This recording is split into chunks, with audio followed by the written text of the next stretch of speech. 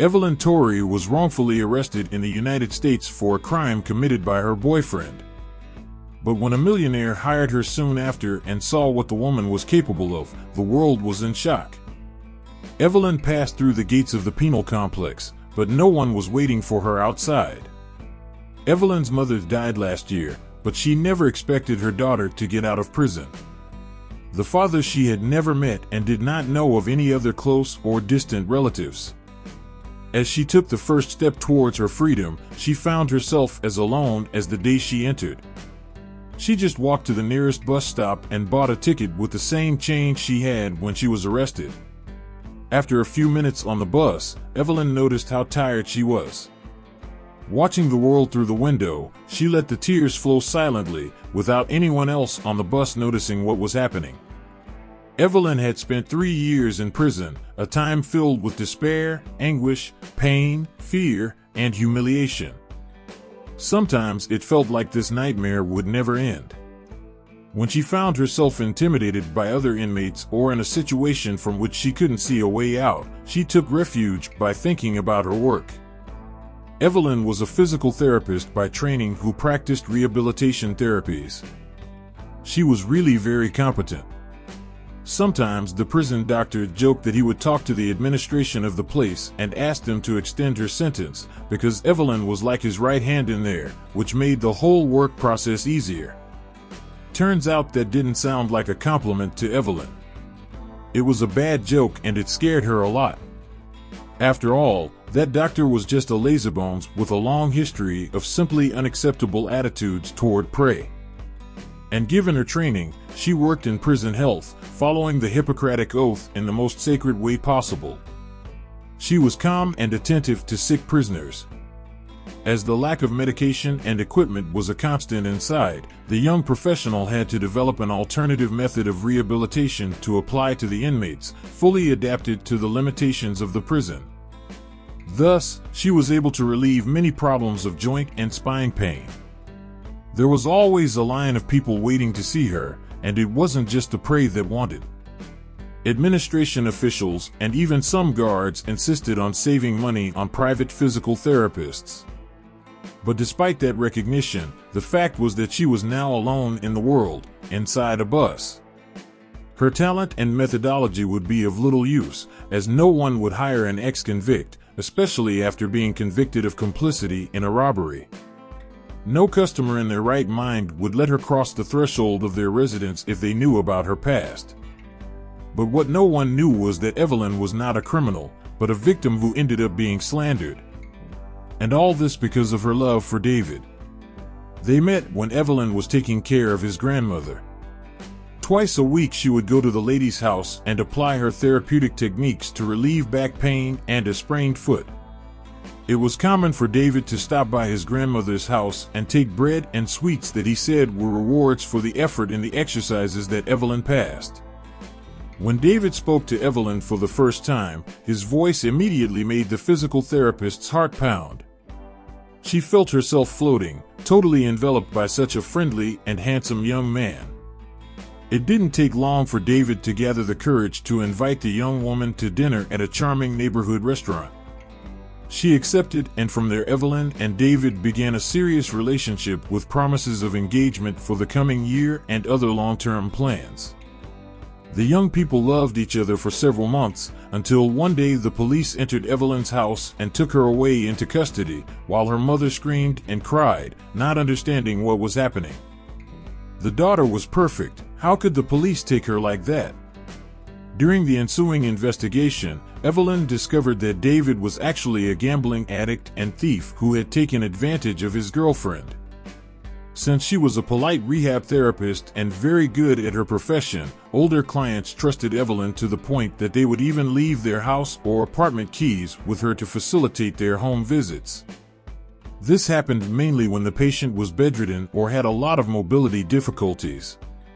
It turns out that days before, some houses and apartments in the city had been robbed, but the thief let his face appear on the security cameras. That thief was David. He justified his actions by saying he needed to pay off gambling debts. When the police wanted to know how he got the keys to those houses, he said his girlfriend had given it to him. When the officers confirmed that all the homes David robbed belonged to patients Evelyn attended, the boy went even further and said that Evelyn knew about his debt and that she was the one who incited him to enter those homes and steal anything of value. Because she loved him and would do anything to make sure he didn't have a problem with the bookmakers. The young woman's life fell apart from one second to the next. She was unable to prove to the judge that she had not been a mastermind of any crime and that, like her patients, she had also been the victim of a theft committed by her own boyfriend. And so the two ended up condemned and having to pay with freedom in different prisons. At her lowest point in prison, Evelyn even considered taking her own life, but that idea was put out of her mind by a cellmate. The colleague said that sadness and pain purify the soul so that it can continue to live and do good, and that would be its salvation. Evelyn never forgot those words. When she got off the bus, she was back at the apartment where she had lived with her mother before the arrest. Now the property was completely empty and silent, since her mother was no longer around. Although it would not be easy to return to this place in these conditions, Evelyn tried to be strong and pull herself together. She would hold on tight and not give up anytime soon.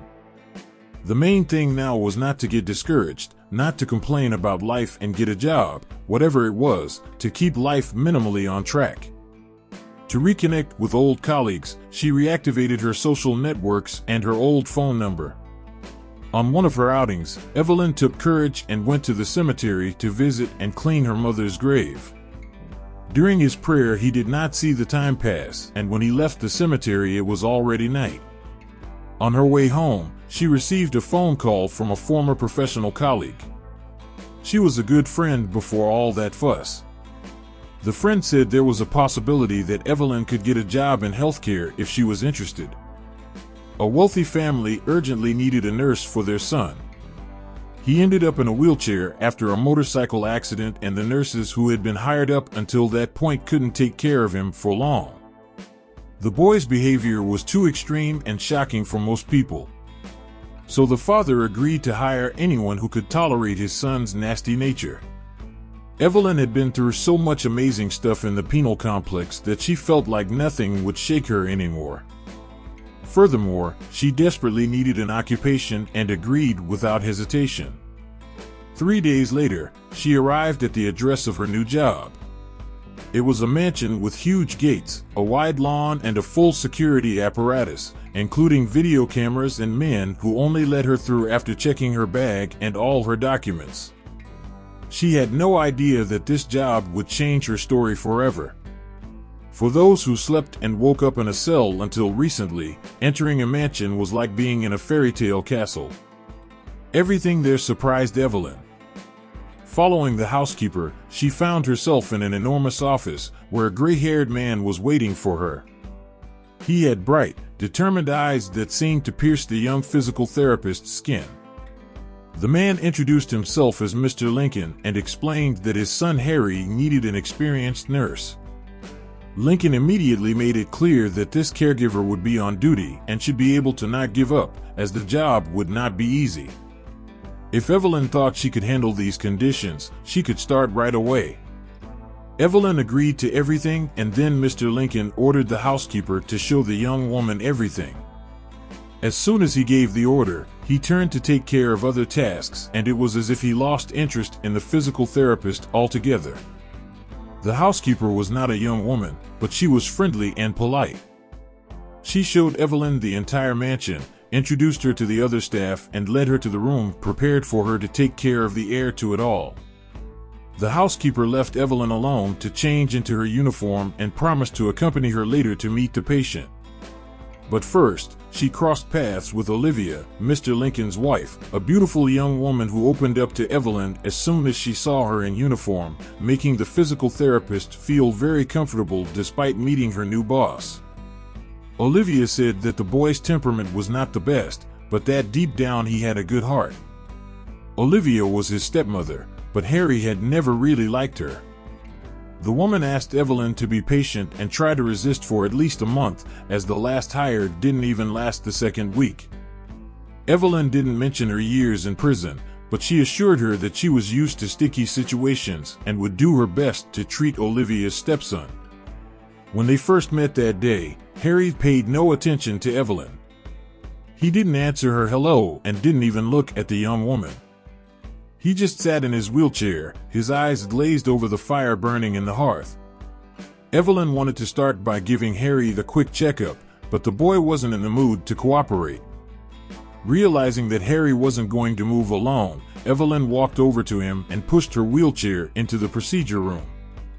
The boy didn't like to see his lack of will disrespected and cursed the physical therapist with several ugly names. But that was nothing compared to the things that had passed through his ears in the past. She continued to do her job, bravely ignoring her new patient's naughtiness. During the examination, Evelyn realized that Harry's injury was indeed serious, but his hands were moving and showing reflexes, which meant that perhaps his technique developed in prison could yield good results. She suggested that Harry undergo a special treatment of massage and exercise combined with medication to help restore motor function. Of course, Harry didn't have any faith in Evelyn, as he thought she would leave the post before he showed any progress. But the young professional was not let down by the patient's lack of confidence. And that's how Evelyn's life at the mansion began. Mr. Lincoln and his wife Olivia rarely spent much time on the property. The other servants moved around the house silently and didn't ask unnecessary questions. Seeing that his insults weren't able to shake Evelyn, Harry tried new types of humiliation whenever possible.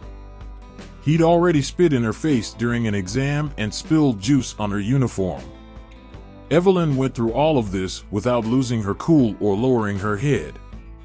After Harry spat a second time in her face, Evelyn told a little about her past, saying that she knew the prison system intimately, and that Harry, if he continued with such childish things, should be prepared to suffer the consequences. Harry hadn't expected any of this. All the nurses hired so far were very sensitive and had pasts as clean as they were uninteresting. He looked at the physical therapist curiously for the first time, but only laughed, saying that his father was also in prison a long time ago and that he must now have changed his hiring criteria. The fact is that after that conversation, Harry stopped spitting and insulting Evelyn, leaving her to apply her method as she saw fit. Gradually, he began to obey the new caregiver and even feel a little more confident with her performance. A month later, Mr. Lincoln called Evelyn into his office. Evelyn had no idea what this powerful, busy man wanted with her.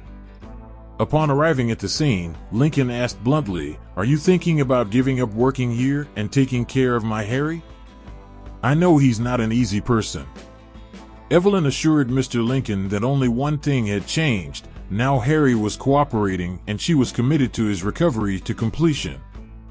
Mr. Lincoln was happy with what he heard from his son's caregiver and thought that this time his intuition had it worked. He had chosen a person with a steady hand and purpose. The man felt he had enough confidence in Evelyn to reveal one more thing. It wasn't just the accident that had left Harry in such a deplorable state. But Harry was also suffering because he had discovered his fiancée's betrayal. This happened at a party with friends in a mansion on the other side of town. He already suspected that something was wrong in the sudden disappearance of his partner, always at parties offered by his friends.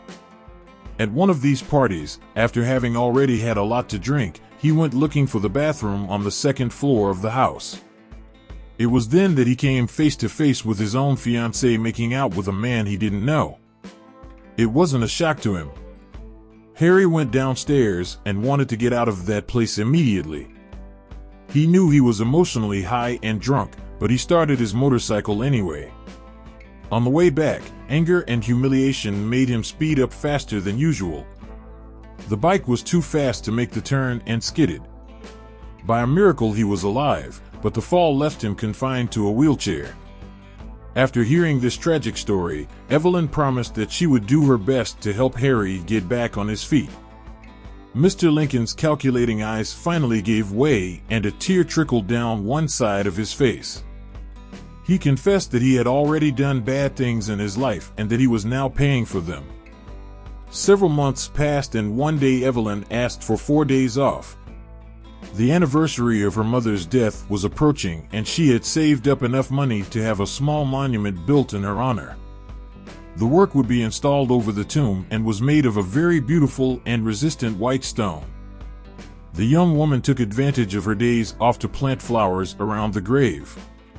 Once she was satisfied, she prayed that her mother would be happy if she was watching all this from somewhere. When Evelyn returned to the mansion, she found Olivia crying. There was a suitcase beside the woman. Olivia told Evelyn she couldn't stay in that house anymore.